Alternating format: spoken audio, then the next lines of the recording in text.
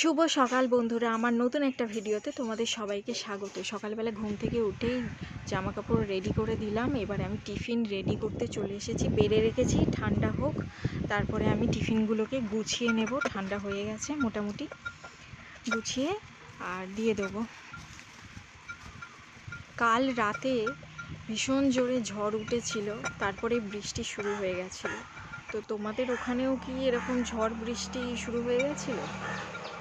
বলো তাহলে।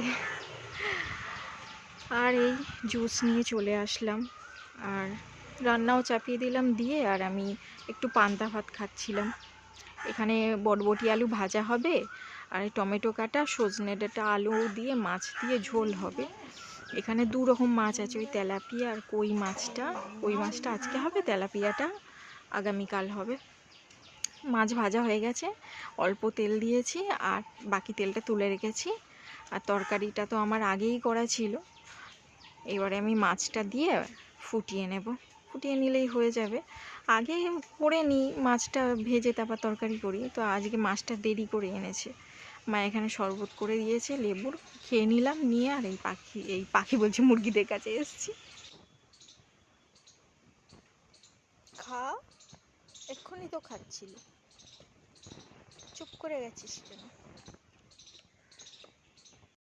আমার জামা কাপড় কাচা, রান্না করা সব কিছু হয়ে গেছে। আমি একটু বাইরের দিকে এসেছি ঘুরতে, বাইরে একটু হাওয়া হচ্ছে, তাই বলে একটু ঘুরে যাই।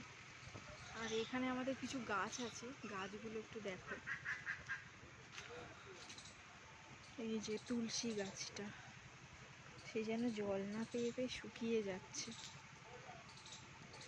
আর এটা হচ্ছে লঙ্কা গাছ,